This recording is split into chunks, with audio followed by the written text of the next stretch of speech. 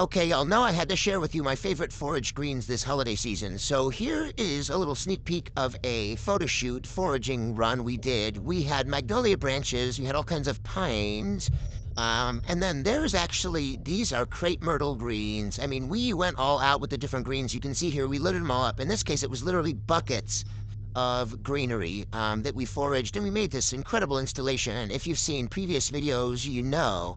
But I just wanted to share with you some of my favorites this holiday season. Basically, anything with lots of texture is going to be a good choice. Again, pine, magnolia is always really good. But whatever you have, even if it's something that you, like I've even used, azalea greens and, fir greenery, Douglas fir greenery. So the sky is truly the limit. I hope you forage your heart out this holiday season. Of course, responsibly be safe and make sure it's legal for you to forage while you're foraging.